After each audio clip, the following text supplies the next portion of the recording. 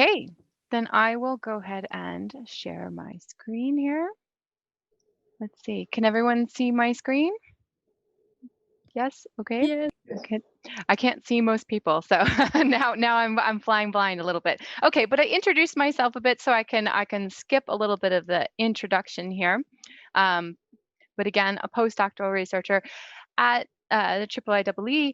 So I talk about electronics and sustainability, and on the weekends there's Ulf there too.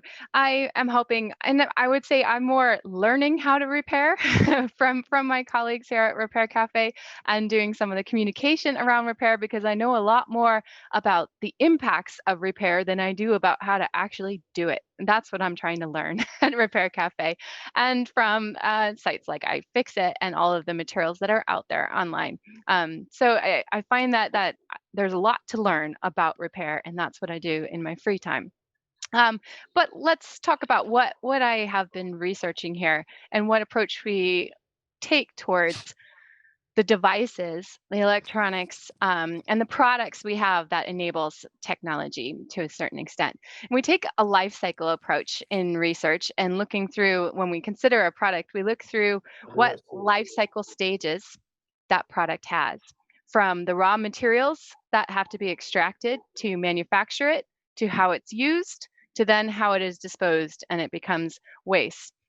We also think about then how those materials are changing over time with technology as it develops. So as we have different devices, we also use different types of materials. As you see, increasingly more and more of the periodic table of elements are in our devices and our technologies.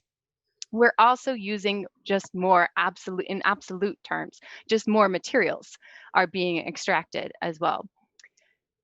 And if we look at just a smartphone, and this is even now a couple of years old, we've gone from phones that maybe used a few, let's say, 10 or so elements of the periodic table, to using up to 75 elements in the periodic table now.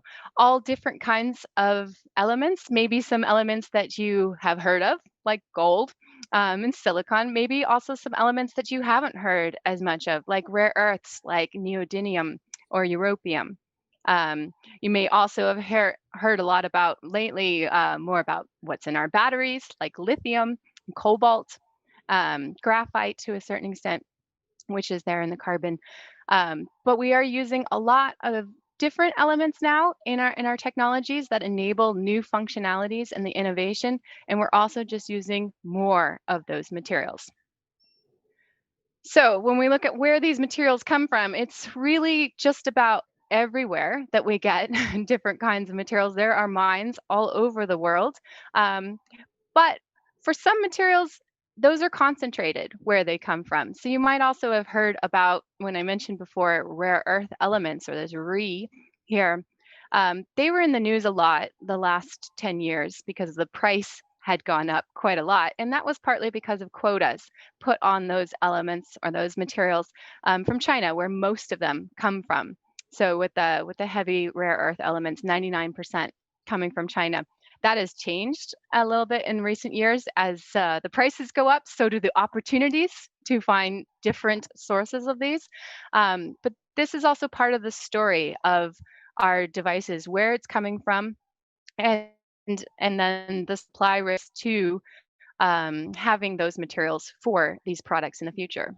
Some of it is a matter of not having enough of the materials, but more of it is actually a matter of these materials come from certain places and not others, and geopolitical concerns over the supplies.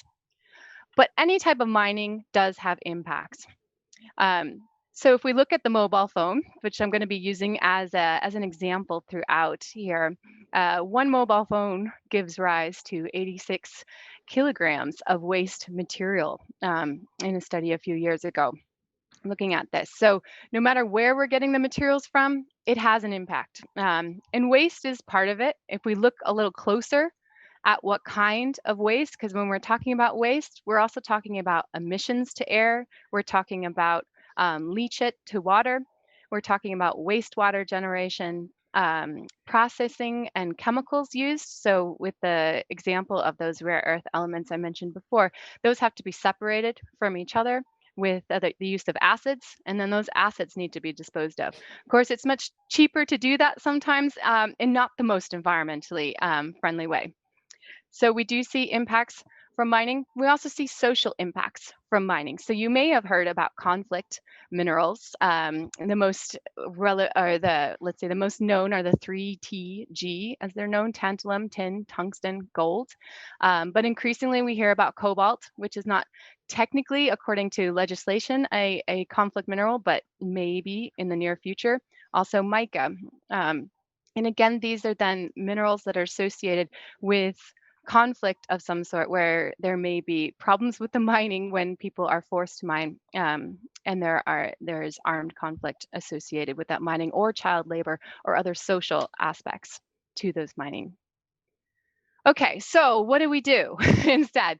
Part of the solutions are we can substitute, find different materials, even use different products. In some cases, that might be going backwards in our products, because some of those materials that you saw that enable a smartphone, let's say, are not substitutable. There's nothing that really gives you a touch screen the same way as not using indium. So substitutes only get you so far unless you're willing to really substitute the whole product at some point.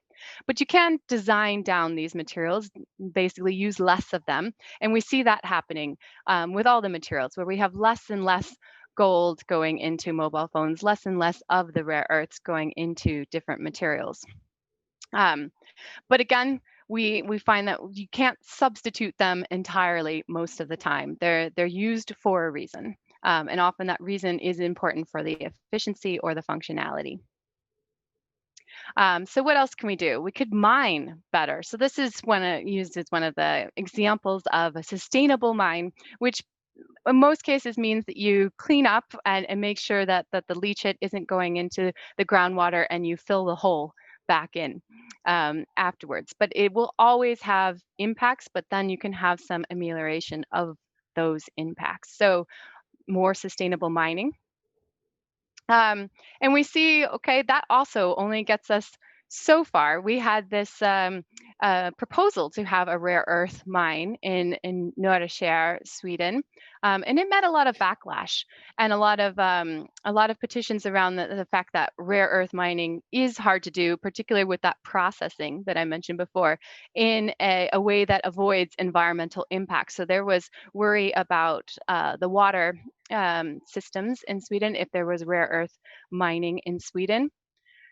We see the newest proposal is to open a rare earth mine in Greenland, which is now a lot more land available in Greenland as the glaciers recede, and now is becoming the subject of mining.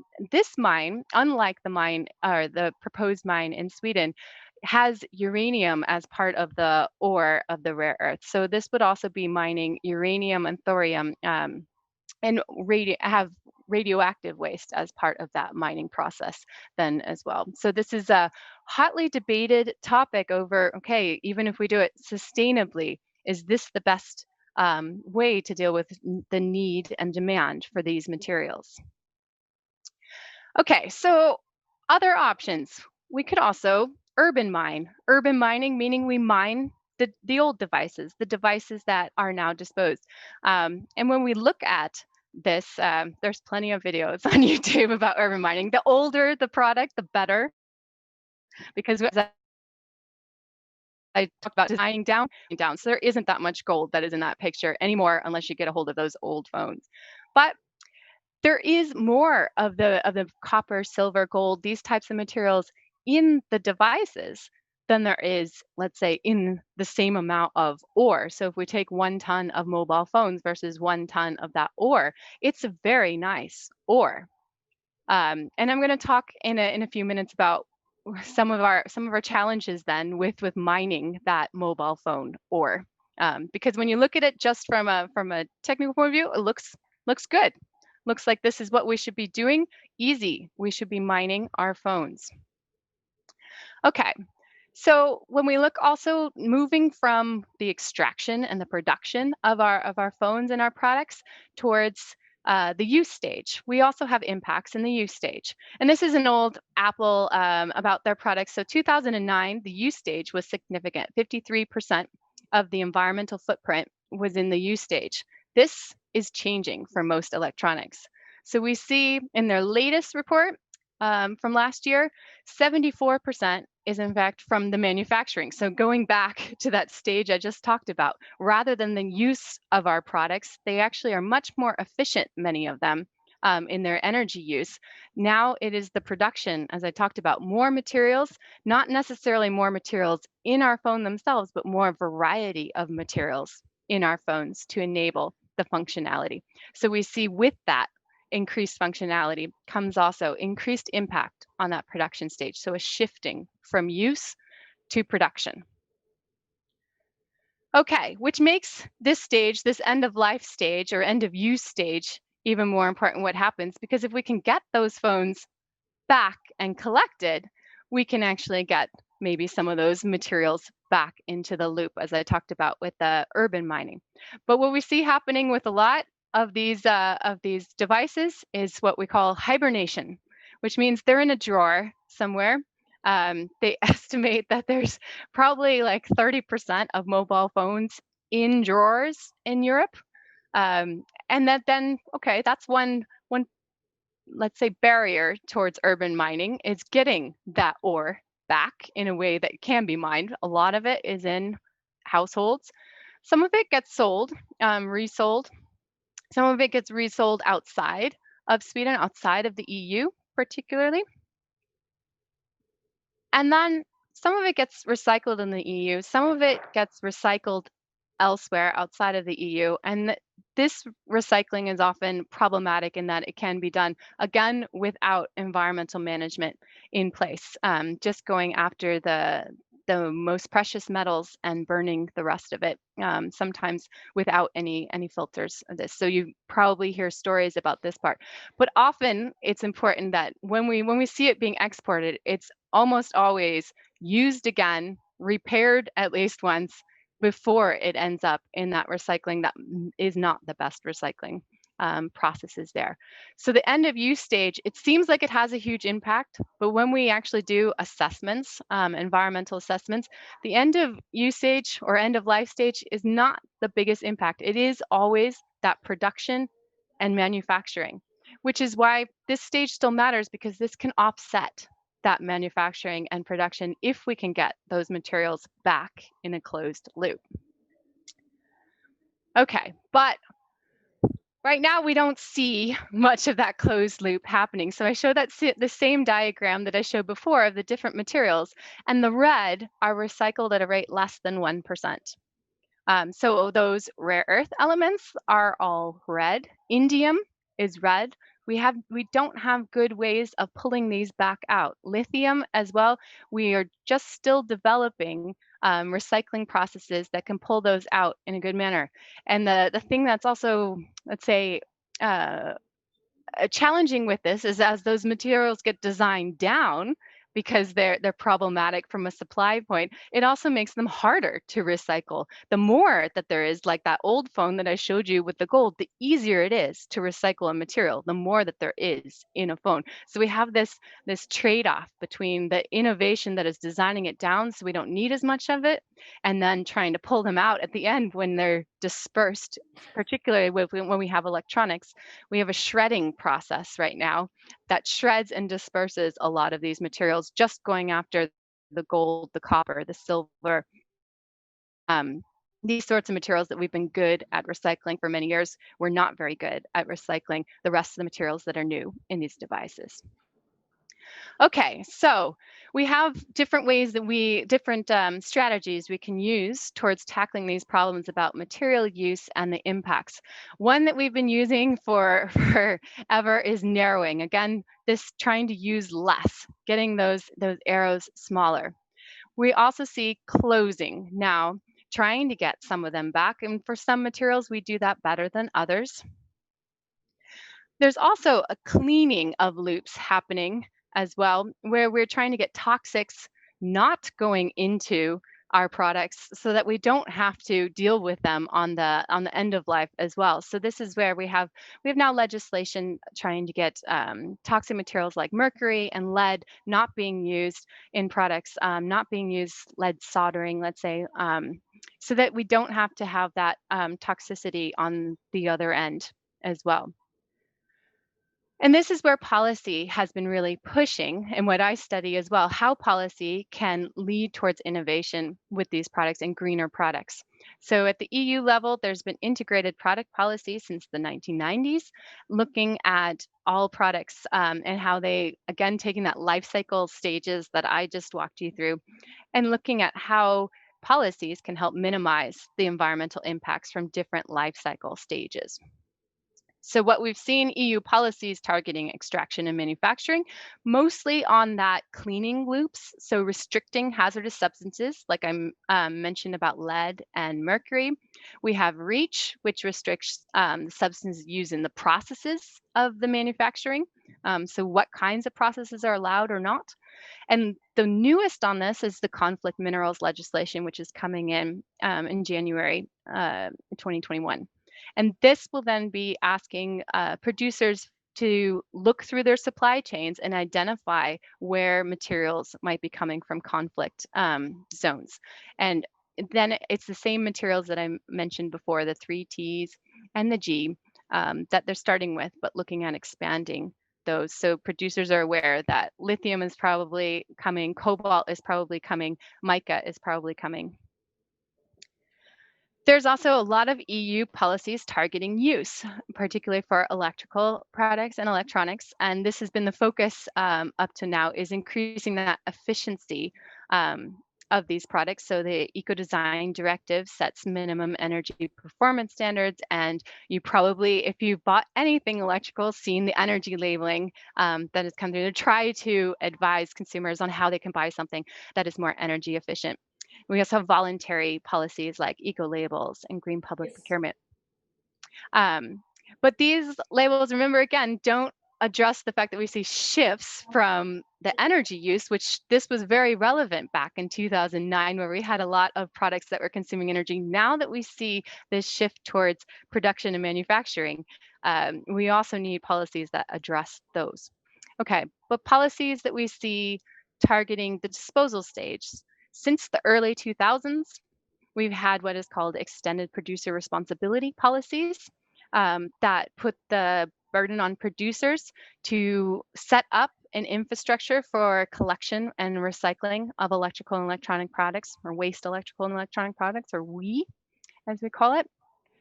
And that has been going, let's say, well by one measure, that there is an infrastructure that if you want to dispose of any of your electronics, you can take them to a recycling center and for free as a consumer, and the producers have already paid for that setup in there. Now, what I show here are the collection rates compared to the we generated. So how much waste there is at 100% and how much is actually collected. And we look at that, Sweden's there at 70% in 2018 of the we generated, which seems pretty good. This is the collection rate. So this is how much is collected out of how much was out there. The target, though, has been set at 85% for the next few years. So we're not at the target. We are one of the best performers in Europe, but not at this target of 85% to be collected. Remembering that one of the reasons why that target is so high is this is just what is collected.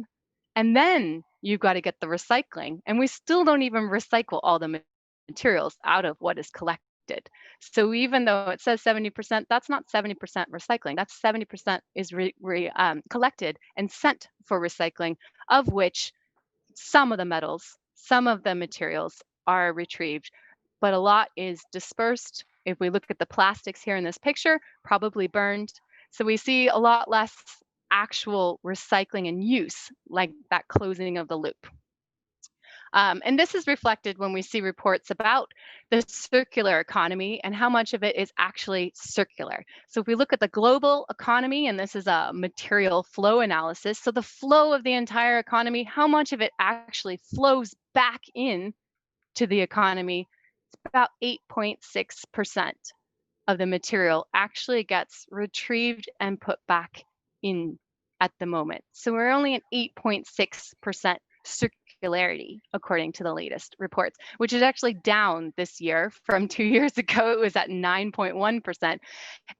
And that's because we're using more. We're actually always recycling more. We're getting better and better at collection and recycling. We're also getting better and better at using more and consuming more. So that's it's a moving target there. We're getting better on one end, but we're getting worse on another. And we see this reflected in the UNEP report about the future of e-waste, showing that yes, we're getting better at collecting. We're slowly getting better at recycling this e-waste, but it's still going to grow. It's still one of the fastest growing waste streams in the world, the e-waste, because we're simply buying more and creating more devices all the time. So this is another challenge to it, is how do we have this innovation and this technology that makes our lives better. We can talk about that too, but and how do we address this issue that it involves growth as well, which in according to our planetary boundaries is an unsustainable pattern of growth. And that's where the circular economy proposes a solution to this, where the value of products and materials is maintained for as long as possible. So circular economy sometimes is seen as, again, as I showed you, that just that circle part, but there's another part to the circular economy concept, and that is slowing down the loop. So we have a loop closing it, but we also need to think about the speed of consumption, the speed of that loop. So that's what circular economy is also trying to do. So not just closing these loops, but also slowing them down a bit. Okay, and that's where we see repair coming into it. So now I get into Repair Cafe a bit more. What we might call, if you've ever seen the Ellen MacArthur butterfly diagram to a circular economy, we call repair and extending lifetimes the inner loops. They're the strategies that are really addressing the speed of consumption. And community repair is part of that. So this is, we're, as Repair Cafe Malmö, also working with umbrella organizations like the Restart Project and Repair Cafe International. And we keep track of what we're repairing and what we're trying to do and the waste prevented. We are, let's say, when you see the aggregate, it looks a little better, but we're working on trying to little by little extend the lifetime of these electronics and electrical devices that we know can then prolong the life and negate the need for new products and slow it down a little bit. But we also come to barriers in doing that as well. Some devices are designed for repairability, and we see innovation towards repairability. This is the Fairphone that you may have heard of, designed to be modular, designed to be easily repairable. We can replace the screen on that in a couple of minutes, easy. And they've done a lot of looking at their life cycle and what could bring down the impacts of it. And again, it goes back to what I talked about before. With the impacts in the production stage, you want to use the devices longer. And we see policies that are promoting durability and repair. We see talks at the EU about minimum lifetimes. Availability of spare parts just came in for some products.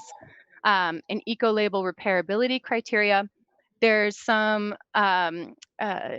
proposals for longer guarantees. Right now, your guarantee for all products in the EU is 2 years. So if there's a fault with an electronic product, within 2 years, if you can prove that that was there when you bought the product, then you can get it repaired or replaced. But the burden of proof is on the consumer after 6 months to prove that the fault was there from the beginning. In the first 6 months, it's on the producer to prove that it wasn't there. So this is something that's being looked at. How can we change the rules of the game a little bit to favor repair and longer life? France has been a leader with some things as well, with banning planned obsolescence and making it a criminal offense. And they've also been introducing repairability labeling.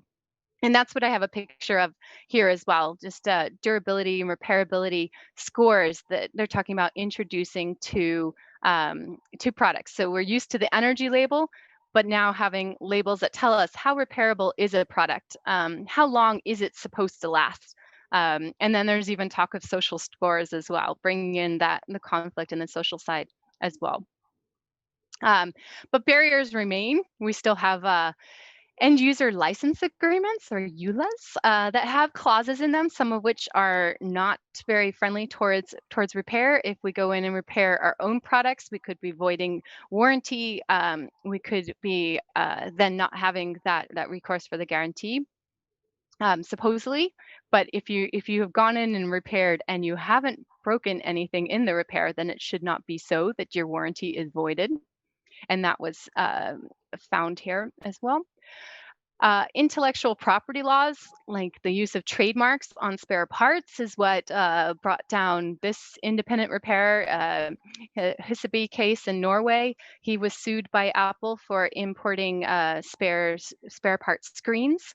They had an Apple logo on them that was rubbed out, and then it turned out that the Apple logo was an infringement of the trademark because they weren't genuine Apple products. They were coming from China, but it was also a rubbed out trademark.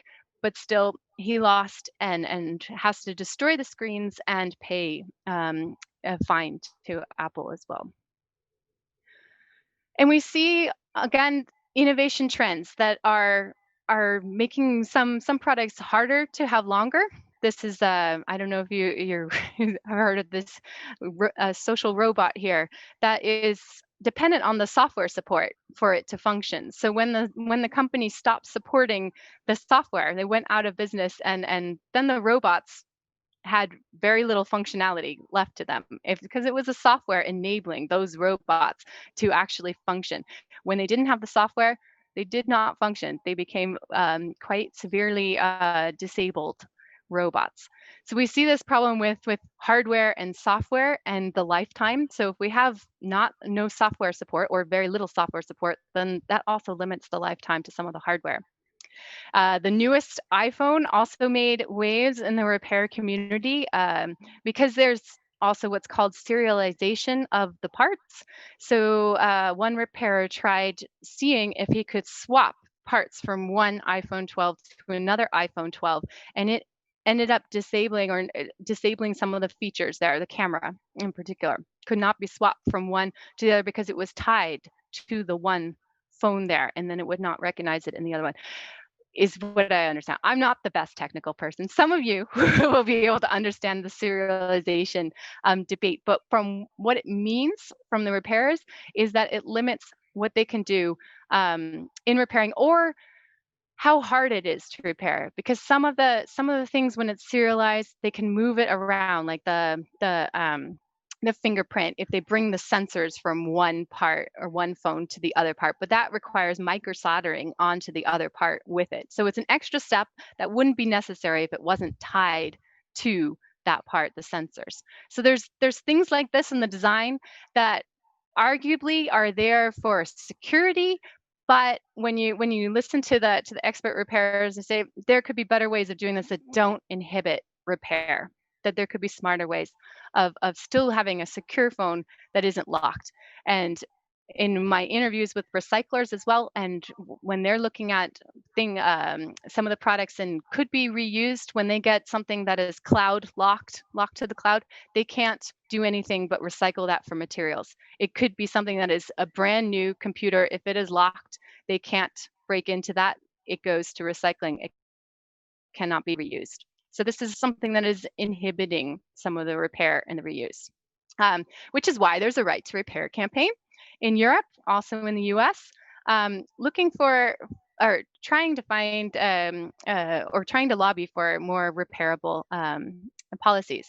And I'm happy to say 2 days ago, there was actually a big win in the EU Parliament, supporting right to repair, supporting laws to extend the lifetime of products, and mandatory labeling on the repairability. So what I showed you before, that labeling on repairability, that was the closest vote there, that 344 to 342.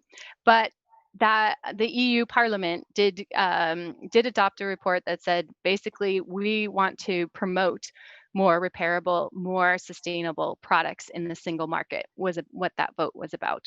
So we see that there is support for that, and we should be then seeing more incorporation of that into the eco-design regulations going forward. Um, but what I hope this made you think about is rethinking our products, how they're designed, what we're using them for, and how long we're using them for, and whether we can find ways that we can use them longer and still have good lives, good functionality, and well-being with our devices supporting that. Thank you.